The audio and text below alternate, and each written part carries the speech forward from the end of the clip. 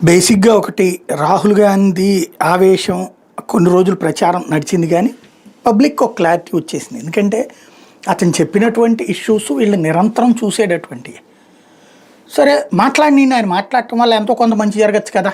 అనే రూట్‌లో ఉన్నారు గానీ, ఎగబడి ఉద్యమం చేయాల్సినంత సీన్ కనిపించట్లేదు. ఎందుకంటే, ఇందులో ఏ కుట్రలో కుతంత్రాలు ఉంటాయని ఎవడు అనుకోవట్లేదు. బేసిక్ అంశం ఏంటయ్యంటే, మనమే ఉంది. ఓటు ఒక చోట నుంచి ఇంకో చోటకి పోయినప్పుడు అక్కడ ఓటు తీసుకుంటాం, పాత ఓటు ఆడు తీసేయడు. ఒక సాఫ్ట్‌వేర్ కావాలి. ఆయన చెప్పిన తర్వాతన ఇది గట్టిగా ఆయన ఇంకా గట్టిగా కష్టపడాలని కోరుకుందాం మనందరం కూడా. ఎక్కువ ఉద్యమిస్తే ఒక చర్చ జరిగితే ఆ చర్చ ద్వారా ఒక పరిష్కారం లభిస్తుంది.